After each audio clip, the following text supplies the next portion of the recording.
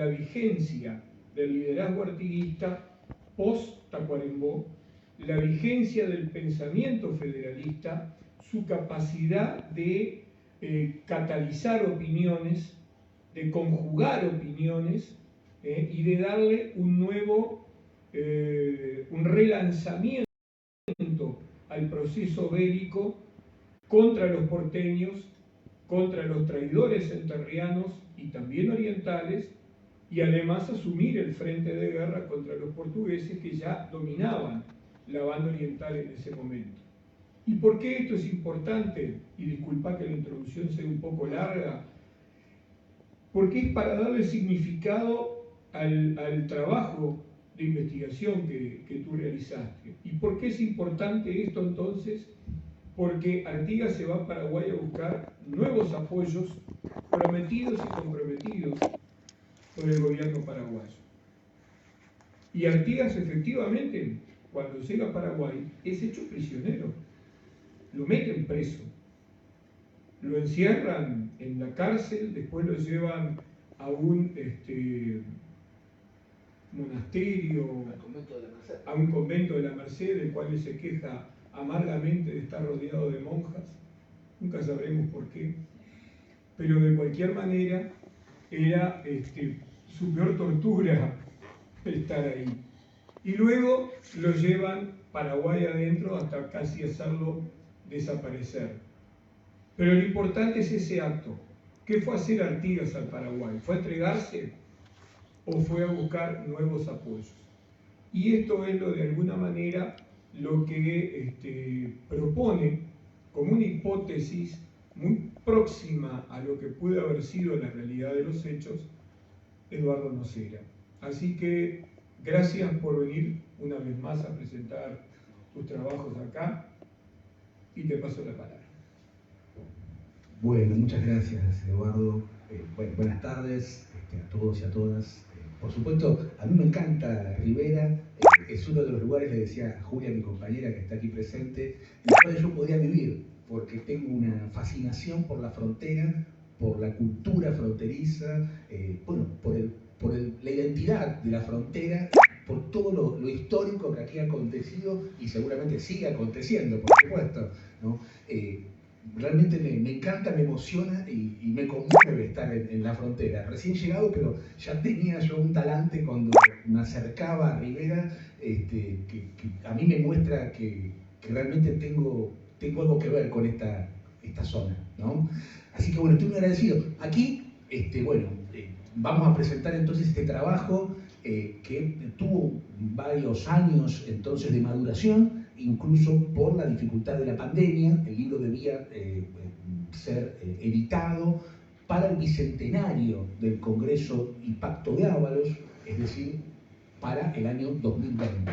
Por supuesto, como ustedes saben, han sufrido, por supuesto, todos en la región hemos sufrido lo mismo y evidentemente no pudo ser esto factible porque en el caso nuestro, en la Argentina, a partir del 15 de marzo del 2020 se decretó, vamos a decir, la cuarentena, ¿no? Entonces el libro se mantuvo congelado y eso me permitió a mí revisarlo y agregarle muchas cuestiones y poder permitirme también tener una relectura de todo lo que yo allí había producido a lo largo de 3 o 4 años anteriores de trabajo, ¿no? Bueno, simplemente esta filmina viene a cuento de mostrarles que estoy recorriendo la región, estoy trabajando en la difusión, divulgación de este trabajo, en la propagación de algunas ideas y reflexiones en torno a este proceso, y por supuesto hemos estado en muchas ciudades del litoral argentino, en muchas provincias, y también hemos tenido la fortuna de una vez más pisar Curuguatí y presentarlo allí. Es la foto central, ahí estoy en el solar Artigas de Curuguatí, y por supuesto a la izquierda de esa foto estoy en la escuela solar de Artigas de Asunción, donde era la quinta de Ibiray, ¿verdad? Entonces, bueno, dentro de tantas presentaciones significativas por los lugares. También el Cabildo de Buenos Aires me abrió sus puertas. Lo digo sencillamente como un dato, porque el tema de Artigas siempre, para el Cabildo de Buenos Aires, no era un tema a tener en la agenda, ¿no? Y bueno, pudimos, para mí es plantar un mojón, de algún modo, para que otras voces que también estudien el tema Artigas y el artiguismo, que a mí lo que más me interesa es el artiguismo, más que la apología de un personaje, sino el proceso, el movimiento emancipatorio y esos pueblos en armas, ¿no? Bueno, en definitiva, esta filmina solo quiere mostrar que el recorrido está y bueno, más adelante incorporaremos entonces alguna postal de Rivera del momento compartido. Los propósitos de este libro, Eduardo los ha sintetizado, yo solamente reafirmaría que por supuesto comprendí que el proceso, ¿no?, de Ábalos permitía entender entonces todo un aspecto que había permanecido, por lo menos disminuido en tema en material, en trabajos y en referencias, ¿no?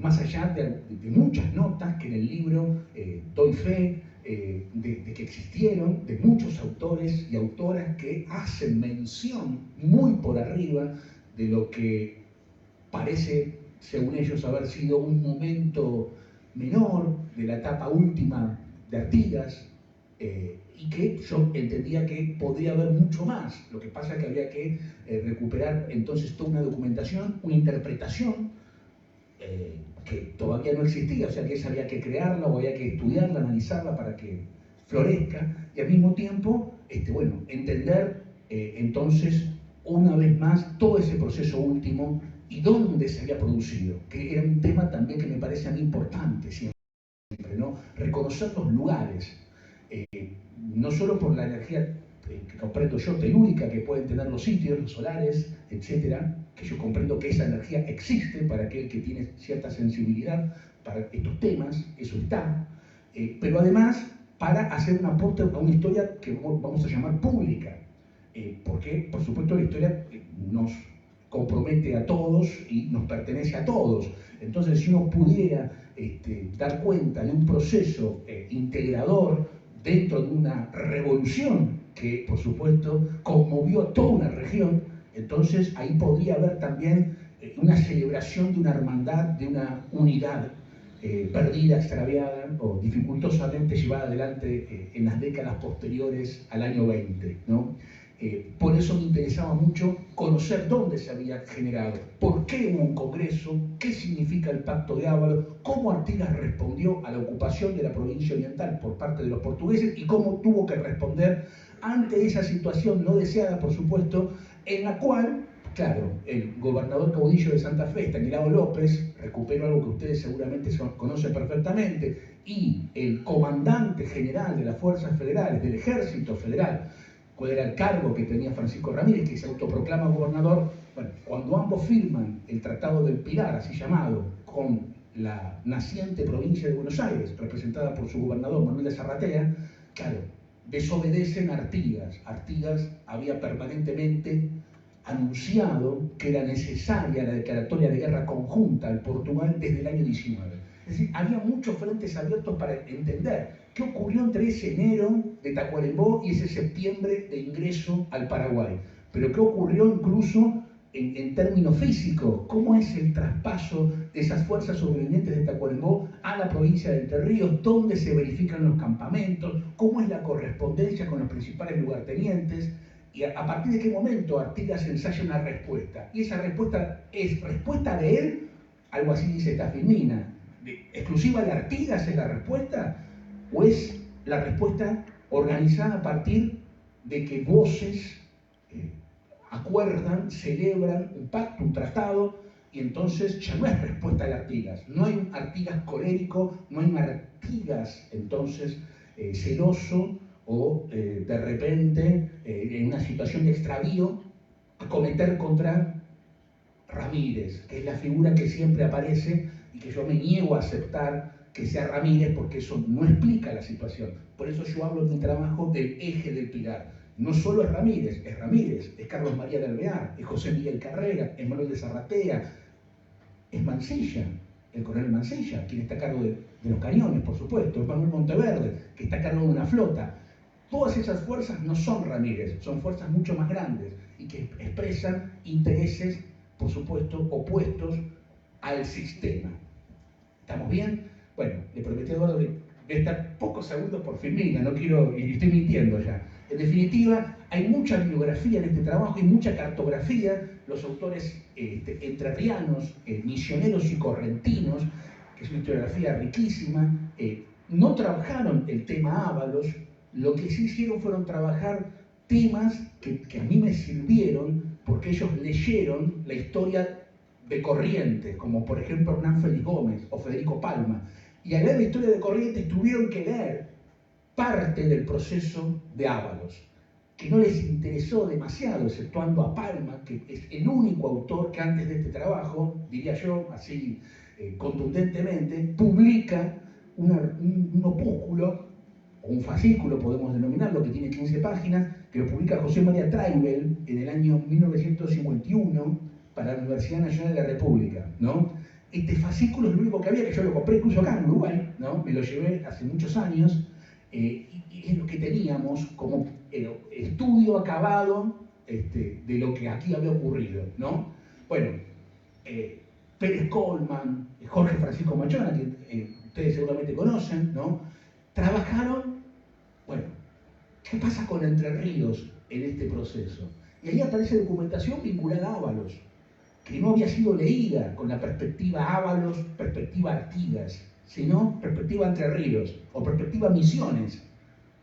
¿Se entiende? Toda esa bibliografía regional yo la tomé, por supuesto, y mucha bibliografía constitucional, etcétera, etcétera. Bueno, hay muchos cuadros en el libro, muchas comparaciones de las distintas cuestiones vinculadas a los pactos, a los tratados, y fundamentalmente, bueno, ustedes verán un apéndice fotográfico porque hicimos un trabajo de campo bastante exhaustivo, una docena o quincena de viajes a Ábalos que realicé. Ahora vamos a mostrar algunos mapas, ya estamos presentando por lo menos, hay una veintena de mapas, no vamos a ver todos por supuesto, pero es interesante. Yo hago esos círculos que ustedes pueden ver en la pantalla, ven el periódico El País, por supuesto de Uruguay, en el año 68, cuando publica el mapa de la Liga Federal, presenta el nombre Ábalos. Yo lo encierro en un círculo, o sea que el nombre estaba, está con acento en la A y con B corta, tema que también me interesaba develar. ¿Por qué Artigas en todas sus documentaciones lo nombra con B larga, ¿no? Y sin acento en A? Siempre habla de costa de Ábalos o costa de Ábalos. ¿Por qué Ábalos con B corta? Bueno, parece un tema menor. Después investigando encontré los motivos de esa transformación de la nomenclatura que tiene que ver con la confusión que hay con otro personaje de apellido Ábalos. Pero bueno, vamos a ver si tenemos tiempo para ver ese tema. El departamento de Curuzú-Guatiá, en distintos mapas a lo largo del siglo XX, si bien reconoce la existencia del paraje, ¿no? Solamente hay una referencia, que aquí ustedes la tienen, donde se explica qué es el acantonamiento de Ábalos, campamento del general don José Gervasio de Artigas, ¿no? Es la cuarta sección, sin duda, Ábalos, ¿no? Del departamento de Curuzú-Guatiá, es decir, el centro-sur de la provincia de Corrientes. Otro tema que no vamos a desarrollar, son disparadores, es una preocupación que el libro necesita afrontar. ¿Por qué? Bueno, porque ¿qué es el artiguismo? ¿Es la Confederación Artiguense, en definitiva, el sustrato del sistema de Artigas? ¿O es un Estado federal lo que está persiguiendo? Esto ha sido una polémica que ha sido zanjada muchísimas veces y se vuelve a abrir porque hay distintas miradas en torno a cuál es la persecución en definitiva de Artigas y cuál es el grado de influencia estadounidense que tendría la formulación artiguista, ¿no? Entonces, ahí hay toda una problemática que me parece interesante tratar, y la trato largamente en el trabajo. ¿Por qué? Porque tengo que pensar a Entre Ríos y tengo que pensar a Santa Fe con o sin derecho a sustraerse de la Liga Federal. Entonces, si, como yo entiendo que Artigas trabaja por una confederación, es decir, por la unión por tiempo indeterminado, y al mismo tiempo esta unión se lleva adelante a partir del pacto, ¿no? El pactismo, el pacto federal, puedo entender entonces el cecino pactista que recorre toda la década artiguista, y al mismo tiempo puedo entender por qué Córdoba en el 16 se sustrae, se retira, se secesiona, ¿Y por qué Santa Fe y Entre Ríos lo hacen en el 20? Que en definitiva lo están haciendo. ¿Lo hacen bajo qué conceptos, bajo qué derechos? ¿Solamente la rebelión de esos caudillos que no quieren estar atados más a la figura del jefe supremo Artigas? ¿O podríamos pensar que en ese marco que no es jurídico, que es una confederación de hecho, y obviamente debe librarse la buena voluntad de los hombres y de algunas instituciones que muchas veces son precarias, por supuesto, por la época, por la revolución, por la guerra civil, por la invasión portuguesa, por el directorio y el centralismo? Bueno, en ese marco, en ese contexto, bueno, ¿tenían derecho o no las provincias a retirarse en algún momento que lo decidieran sus autoridades de la Liga Federal? Porque si tenían derecho, entonces no traicionaron, sino que ejercieron su soberanía particular, lo que también denominamos autonomía provincial. Entonces ahí no habría traición, más allá de que Artigas sí vio que eran traidores, y así lo escribió, y así los injurió a aquellos que él entendió que lo traicionaron. Bueno, pero me parece que es un debate interesante, que el libro lo afronta. Bueno, el libro tiene una enorme cantidad de mapas, por supuesto que ustedes están al tanto de las distintas formas de pintar la región. A mí me pareció que había que repintarla, ¿no? Porque obviamente la Santa Fe que yo intento mostrar aquí me parece que se asemeja mucho más a la Santa Fe real que a la Santa Fe del famoso mapa del protectorado. Y fíjense qué interesante, acá aparece el tema de la soberanía particular de los pueblos, que yo la hago notar en el trabajo, citando una enorme cantidad de fuentes. Ustedes saben que evidentemente puede ser usada ese artículo 8 de la misión García de Zúñiga como la síntesis más acabada de lo que era la orientación que Artigas elegía para la revolución que protagonizaban los pueblos que se unían como libres en la Liga o Confederación Artiguense, ¿no? Me parece interesante porque yo comprendo que hay un legado mucho más profundo hispano en Artigas que el estadounidense. Si bien Felipe Santiago Cardoso, y esto ha sido estudiado por muchos constitucionalistas, en su proyecto constitucional para el año 13, para la Asamblea del año 13, bueno, vamos a decir, se inspira de forma bastante, ¿cómo llamarla? Porque es un gran hombre, ¿no? Pero hoy tendría algunos problemas de registro vamos a decir, ante el copyright, ¿no? Porque hay muchos artículos que evidentemente tienen, más allá de una atmósfera común, un sentido unívoco tomado fundamentalmente de la Constitución de 1787. Pero ese es Felipe Santiago Cardoso, lo que no significa que sea Artigas, y este hombre tampoco es la síntesis del pensamiento artiguista. Yo pienso que Artigas, a lo largo de su trayectoria, adhiere, ¿no?, a esta doctrina que tiene que ver con la soberanía particular de los pueblos, tomando como ejemplo las repúblicas comunalistas, tomando en cuenta que desde las soberanías de los pueblos se va construyendo la soberanía provincial que acaba con la soberanía, si se quiere, nacional, ¿no? Esta es la perspectiva que tengo y que me parece interesante. ¿Por qué? Porque tengo que encontrar, y ahora voy al año 20, a la crisis, y entender si acaso incluso el pedagogo Artigas fue tan notable, ¿no?, que influyó de gran manera a sus lugartenientes hasta el punto de darle las herramientas suficientes para que lo desautoricen en nombre de lo que el mismo Artigas defendía, ¿no? Si esa democratización artiguista era tan profunda, entonces ¿por qué sus caudillos no podían también sentirse con la autoridad suficiente como para llegar a un momento de rebelarse a una conducción? Desde el Pacto de Gil vemos el pactismo en Artigas, primero con la provincia levantada en armas, por supuesto, y después, claro, a partir de la convención de la provincia oriental, como ustedes saben, del 19 de noviembre del año 13, cuando la provincia oriental entra en el rol de las demás provincias unidas y se asume como compuesta de pueblos libres, ¿no? Bueno, acá está el tema. Esta Filipina lo que intenta pensar es ese problema: la secesión y la nulificación en Ramírez y López.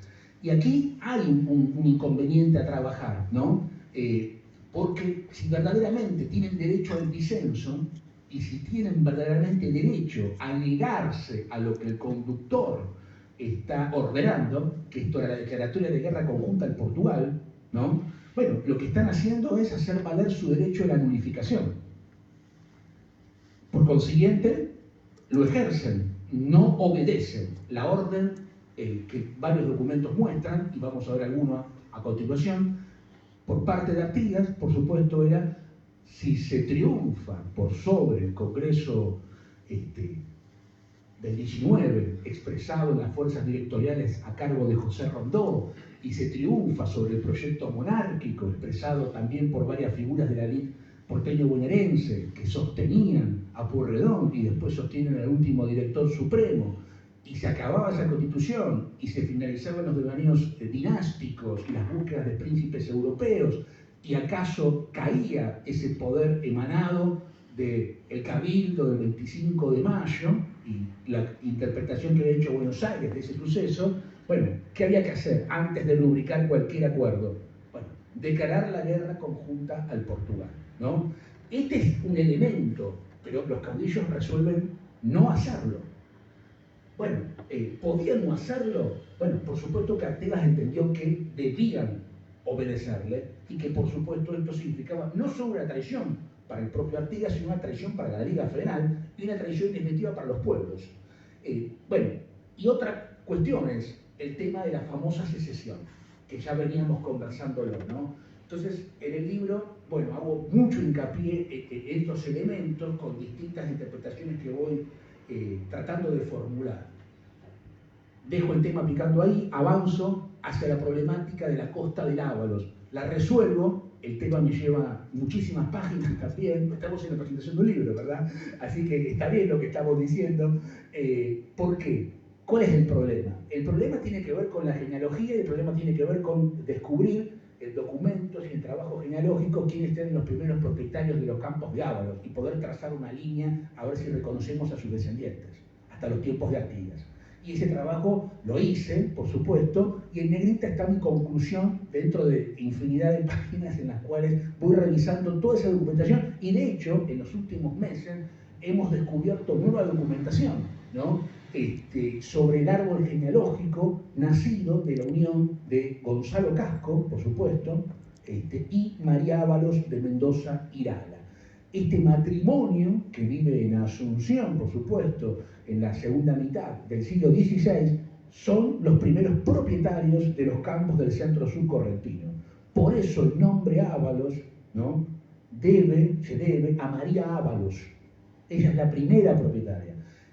Y vamos a darnos cuenta que cuando, aquí estamos haciendo una síntesis, durante esos 250 años que separan el nombre de María de Ábalos de los tiempos de Artigas, en los tiempos de Artigas, ahí tienen ustedes allí el nombre de José Gabriel Casco y Mendoza, descendiente de Gonzalo Casco y de María Ábalos de Mendoza Irala.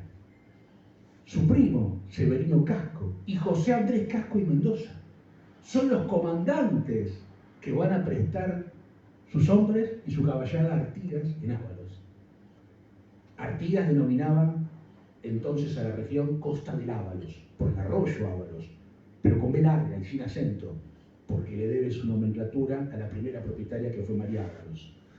Y además es interesante porque acá tengo un documento, hay mucho en el libro, tiene una enorme cantidad de documentos que ustedes pueden observar perfectamente. Este es un documento muy lindo del año 1800, ¿no? Es un pliego que establece, ¿no?, a Tomás del Castillo como comandante del partido de Ábalos. No sé si lo pueden ver, seguramente allí en la filmina. Bueno, y sus fronteras, y mayordomo de la capilla de Nuestra Señora del Pilar, ¿no? Bueno, o sea, este documento sale del Archivo General de la Nación, es una transcripción que está en el Archivo General de la Nación. Y fíjense qué interesante, o sea, en 1800 el partido se llamaba Partido de Ábalos, y Artigas lo llama Costa del Ábalos. O sea, siempre fue con B larga, y siempre estuvo claro dónde se ubicaba. Lo que pasa es que con el derrotero del siglo XIX y después del siglo XX le cambiaron el nombre, le inventaron otra prosapia, hay otro linaje que se hace propietario del solar, y a partir de allí empiezan las grandes confusiones de muchos colegas, que lo ubican. ¿Dónde lo ubican? Lo ubican en el Regimiento General Ábalos, que queda entre el departamento de Montecaseros y el departamento de Paso de los Libres, ¿no?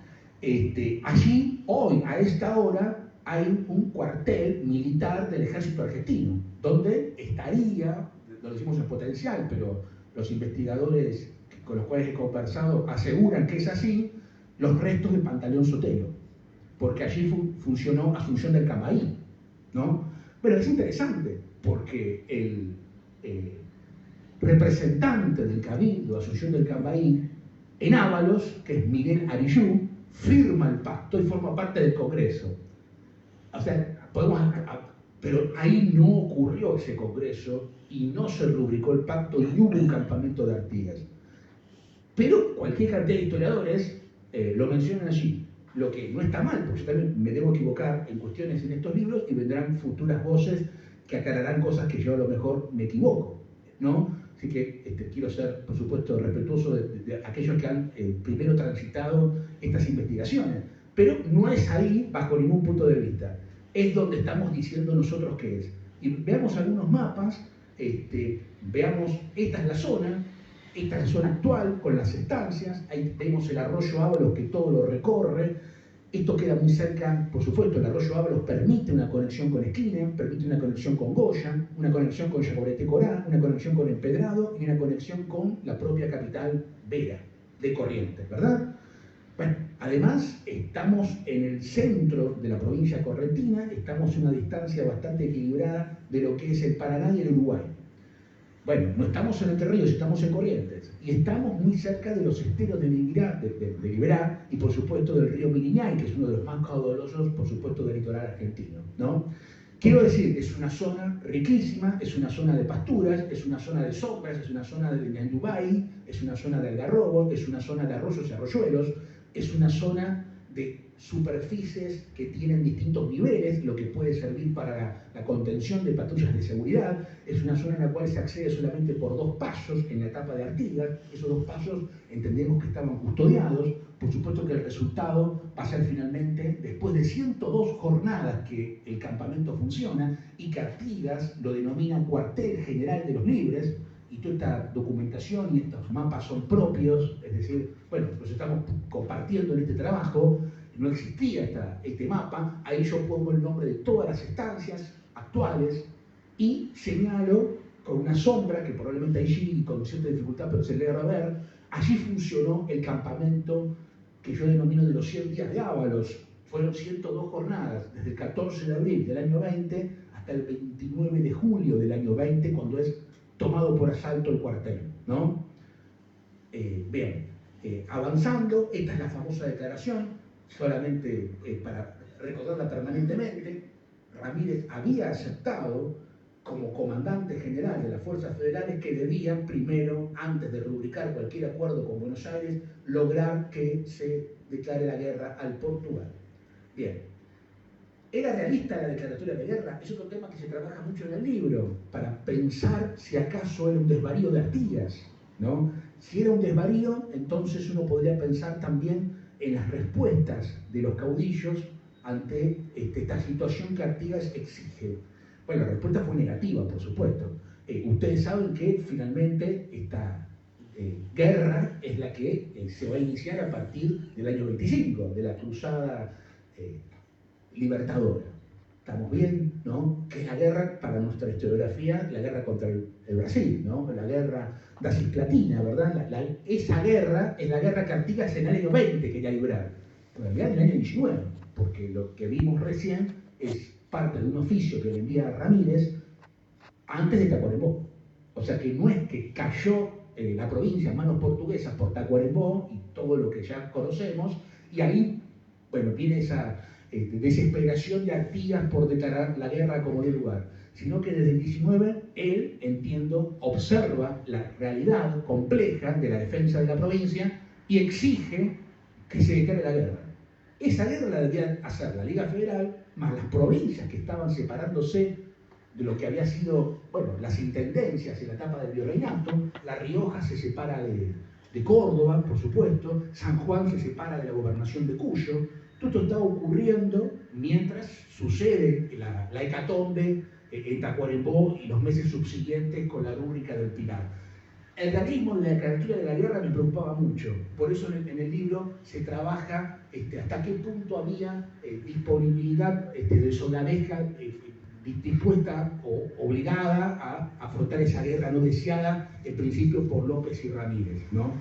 Bueno, hay muchas fuentes que ahí yo cito que hicieron trabajos enjundiosos sobre qué capacidad había. Pensemos en Arequito, los que se levantaron en Arequito, pensemos en el gobernador Bustos, que estaba muy dispuesto, así él lo declara en una carta que ahora vamos a ver. O sea, hay, por lo menos desde el punto de vista discursivo y de elementos que han tratado algunos historiadores, unos 10.000, 12.000 hombres, porque en definitiva, cuando vemos las fuerzas que arrasan con el activismo póstumo, como yo lo llamo, estamos encontrándonos con más de 6.000, 7.000 hombres, ¿no?, en acción en el litoral. Y no estamos contando con las fuerzas de Cuyo, de Santiago del Estero, de Tucumán, de Salta. ¿Se comprende? O sea, la guerra que no se hace por la recuperación de la provincia, la integración de la provincia, la libertad de la provincia, finalmente es una guerra que finalmente sucede entre los propios federales, esta guerra civil, por supuesto, de lo que yo denomino un neofederalismo, ¿no? Así que el tema se trabaja mucho. El Tratado del Pilar, que yo denomino primero, ustedes lo conocen de memoria. El Tratado del Pilar evidentemente es importante, no vamos a repetir todas las cualidades que tiene el tratado, sí también podemos afirmar que tiene muchas faltas, porque por supuesto asegura la unidad nacional, cosa que terminó siendo naturalmente rota, ¿no? La guerra civil destruye cualquier unidad nacional, la paz que el Pilar aseguraba no existió, tampoco existió la convocatoria del Congreso San Lorenzo, nunca se hizo, tampoco se ofreció la declaratoria de guerra como Artigas de Chiquía, y en definitiva las provincias amigas nunca fueron estipuladas en el tratado. Por consiguiente, la navegación de los ríos solo le correspondía a las provincias firmantes del tratado, lo que dejaba a Corrientes y a Misiones, por supuesto, vamos a decir, desnudas ante una situación en la cual ellas, como Artigas se encargará de señalar muchas veces, habían tenido gran participación, porque siempre también, entiendo yo, malamente, en el trabajo doy cuenta de ese relato para mí equivocado, se habla del triunfo de Cepeda, ese triunfo de fuerzas entrerrianas y santafesinas. Sin embargo, no es así. Hay allí una milicia misionera, la flota de Pedro Campbell es correntina, y aparte que hay presencia de orientales nacidos en la provincia, que forman parte de ese ejército tumultuoso de montoneras que termina destrozando al director supremo Rondó en Cepeda el 1 de febrero. Y esto Artigas lo va a hacer valer en todos los documentos. Él sostiene que el triunfo era de la Liga Federal y que la participación fue de todos los componentes de la Liga Federal. ¿Se entiende? Bueno, este es un tema importante. Las cláusulas secretas supongo que ustedes las conocen también, porque han sido publicadas hace un siglo por Emilio Ravignani y por Luis I, pero no dejan de sorprender. Siempre tomemos en cuenta que un pacto que se supone por un federalismo solidario, integrador, en donde Buenos Aires debiera compartir una equidad, una igualdad, con un horizonte jurídico entre los componentes del Estado a constituir, vamos a decirlo así. Sin embargo, bueno, evidentemente todo el arsenal, el parque bélico que Buenos Aires le cede a Ramírez pareciese en consolidar un federalismo más bien de tipo prebendario, porque Ramírez se va a fortalecer, una provincia muy castigada por toda esa década y por toda la apoyatura que tuvo que hacer Artigas, cosa que es cierta, ¿no? Pensemos que Ramírez fue fiel entre fieles, pensemos que Deñú abandonó a Artigas, Gervasio Correa lo abandonó, y Gregorio Samaniego también, es decir, los principales caudillos entrerrianos estaban con el directorio, estaban en Cepeda a favor del directorio. Quien está a favor de Artigas en los papeles es Ramírez, que realmente es muy elogiado por Artigas permanentemente durante toda la década. Yo he presentado este trabajo en Entre Ríos y no he hecho una sola palabra injuriosa de Ramírez. Yo comprendo a Ramírez, quiero entenderlo a Ramírez, y lo entiendo. Sin embargo, por supuesto, comprendo también que este acto que él acomete, bueno, sin duda, permite todo tipo de especulación que, bueno, ya ha sido hecha a lo largo de todo el siglo, digamos, 20 por lo menos, y yo no quiero caer en esa, sino entender si existen estas cláusulas, ¿acá se terminó o hay una lectura que podemos hacer de un segundo tratado del Pilar? Que es un tema lateral, y acá ya entramos en el Congreso de Ábalos a partir de esto, porque también Artigas nos va a decir que permanentemente él sospecha, ¿no?, en muchos documentos que nosotros transcribimos, acerca de una vinculación entre Ramírez y los portugueses. Hay una sospecha en Artigas. Lo que no hay es una certeza, y él no tiene la documentación hasta el día de hoy. Yo entiendo que no la tiene, no se entera si tiene la documentación del Tratado del Pilar que le envía a Ramírez, y él lo repudia, por supuesto, lo repudia desde Ábalos incluso. Él ya está en Ábalos repudiando todo. La famosa carta injuriosa de Artigas a Ramírez sale desde Ábalos, ¿no?, se emitida en Ábalos. ¿Y qué es esto del segundo tratado? Que es un tema a profundizar y es un tema para un libro en sí mismo, ¿no? Bueno, fíjense ustedes que en las historiografías de César Pérez Colman, y hoy por hoy de su sobrino nieto Oscar Tabani Pérez Colman, de Jorge Francisco Machón y de Hernán Félix Gómez, digo, Corrientes, Entre Ríos, Misiones, sin tocar el tema Ábalos, sino preocupados por temas laterales de la misma etapa, aparecen, documentos de Francisco Ramírez dirigidos a los comandantes portugueses, haciéndoles saber que ha logrado en sus días en Buenos Aires, es decir, en las semanas posteriores a la firma del Pilar, porque el campamento de Ramírez no se mueve, ¿qué logró? Bueno, un acuerdo con Lecor, un acuerdo con el Barón de la Laguna. Bueno, no quiero inventar ninguna frase, sino leerles, si ustedes quieren. Ahí tienen algunos, son como 20 textos que yo transcribo en el trabajo, ¿no? No solo Artigas sospecha lo que a Ramírez en varias correspondencias le parece injurioso, que Artigas lo denuncie, en fin, lo bofetee diciéndole: usted ha trabajado a favor de Portugal, usted está con los portugueses, cosa que Ramírez se indigna, y sin embargo se indigna con Artigas, pero le escribe a los comandantes portugueses diciéndole: yo acordé con el Barón de la Laguna. Y él mismo nos lo dice, bueno, sobre todo se confiesa a partir del mes de septiembre, ¿no? Por ejemplo, una carta que le envía, en oficio, que le envían a Francisco das Chagas Santos, que ustedes lo conocen perfectamente, que gobernaba las misiones orientales del siglo Siete Pueblos, ¿no? Considero a vuestra señoría eficientemente orientado de la neutralidad que quedó establecida entre este gobierno y el territorio de mi mando, según, y acá viene lo que nos importa, lo acordado con el ilustrísimo y excelentísimo capitán general Barón de Laguna, ¿no? Este hombre, por supuesto, claro, es Lecor. Bien.